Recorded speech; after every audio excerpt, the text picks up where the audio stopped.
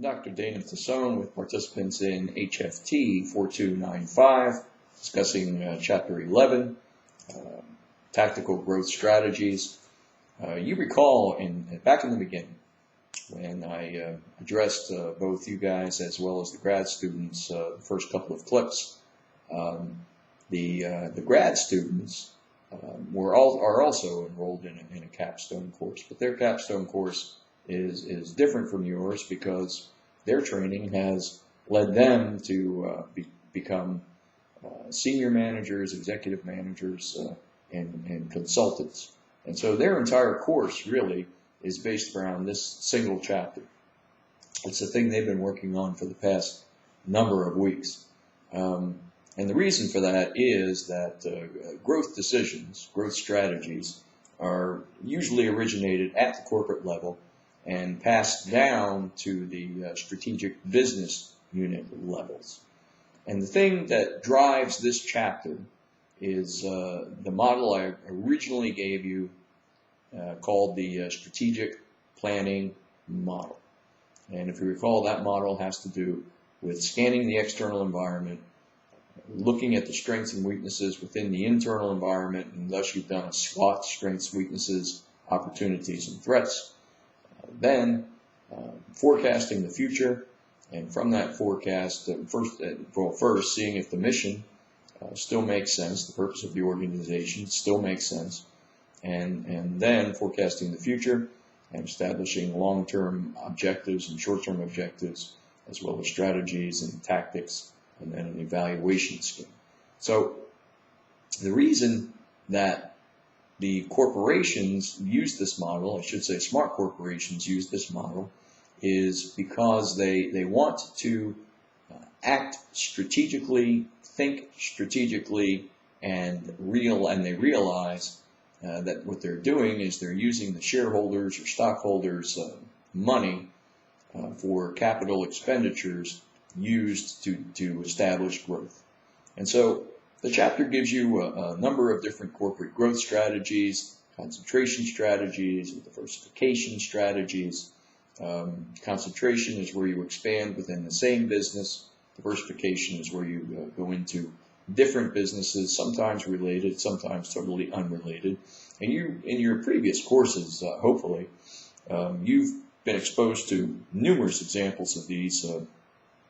The Disney organization, basically an entertainment organization that is really in everything. Theme parks, attractions, retail, food service, beverage service, travel, transportation, all kinds of businesses, as well as the cruise lines, which are also in a number of lines, different businesses, and other organizations that actually diversify into totally unrelated businesses, all in the name of growth.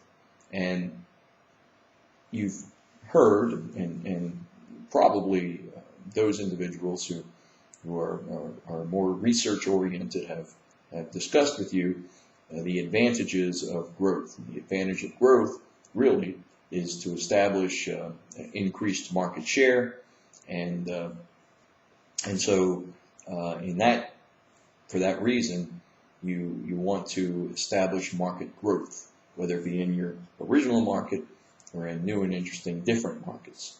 And the standard model to describe this is located in 11.1, the figure there, and that's called the Boston Consulting Group BCG matrix, which really identifies a portfolio of SBUs, strategic business units, in terms of their value to a corporation from the standpoint of market growth and market share.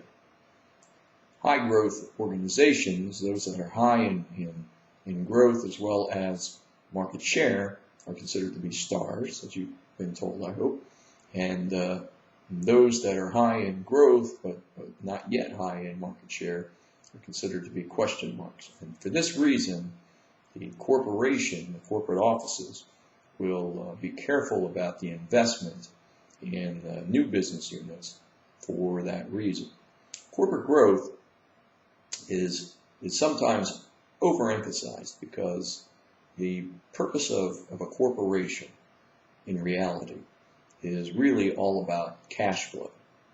And oftentimes, when an organization engages in large types of growth, it sometimes doesn't realize or attempts to mask cash flow problems by tying up assets in development with the hope, all legitimate, with the hope that the shareholders and stockholders will expect a larger return on their investments. And all organizations, all corporations go through a life cycle. And you've been told about the life cycle of organizations. It starts with introduction phase. And remember, Marriott started with small root beer stands in the beginning. And then it gets into growth, where you start to expand the holdings of an organization. And then the organization gets into a maturity phase, and ultimately the organization declines. This doesn't really happen, by the way. What really happens with smart organizations, anyway, is the corporation continuously reinvents itself through its holdings, and thereby what it does is you see a life cycle of introduction, growth, decline, introduction, new growth, decline, and so on and so on. And that's how organizations who think organically manage to continuously evolve. How do they evolve? Through change. It's all about change when we talk about the organizational growth. And it's not straightforward expansion. And so I provide you with some discussion on the functional strategies having to do with growth, and the types of strategic growth decisions, and the types of growth in and of themselves. You have concentration strategies, diversification strategies, numerous different strategies that are presented within the chapter, and then of course the actual process of engaging in the strategic planning process involves heavy work in the areas of external scans, internal audits. From those two things, you end up with a strengths, weaknesses, opportunities, and threats analysis. From that, you identify whether or not the mission of the organization is served through the growth. And if the answer is yes, or at least maybe, you then attempt to forecast the future for the growth, which should gauge the not only the amount, but also the time frame of the growth. And then you establish, of course, your long-term objectives, your short-term objectives, your strategies for the long-term objectives, your tactics for the short-term objectives, and your standards, policies, procedures, and a means to evaluate the growth strategies in themselves. That, of course, is strategic thinking, which by now, hopefully, you're all strategic thinkers when you go to work. You're always thinking a few steps ahead, like a chess game.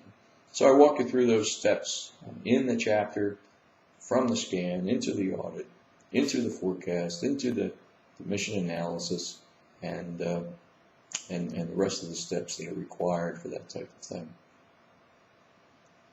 And then you get some information on strategic thinking. There's a difference between strategic planning and strategic thinking. Strategic planning is a process. Strategic thinking is a way of life. It's the way that you as a manager pursue your job, and hopefully, and it's the way that a corporation pursues its growth in terms of its strategic business units, SB units. And so I'll give you examples of strategic thinking in action, which I've narrowed it down really to the types of middle management positions that you will be holding or are holding, and and it shows how to be a strategic thinker within your current or future position. And then, like everything, there has to be a measurement of performance. And used to always kill me that people would spend all their time and money doing a strategic planning process, and then they would present this wonderful strategic plan and throw it in the desk drawer, and a year later they would dust it off and wonder if they made it. That's not the intent at all. You're supposed to continuously chart the evaluation of your plan. And we give you a section on globalization. As you know, technology has generated globalization, and many organizations, and especially those within our industry, have expanded on an international basis. And that requires, if you recall, we talked about culture and we talked about learning. And one case in point would be, again, the Disney organization, where their first foray into international expansion cost them a lot of money. And the reason it cost them a lot of money is they were not able or willing or didn't think to make themselves to the values and norms of a different culture. When they first went into France, and from that mistake, they had to invest in order to rebound those operations. So the thing to know here is that the strategic planning process converts into strategic thinking, and that converts into ultimate growth of organizations in our industry, and that growth is intended to provide organizational strength in terms of economies of scale, market share, and market growth. So we're about out of time. That's it for this clip. See you in the next.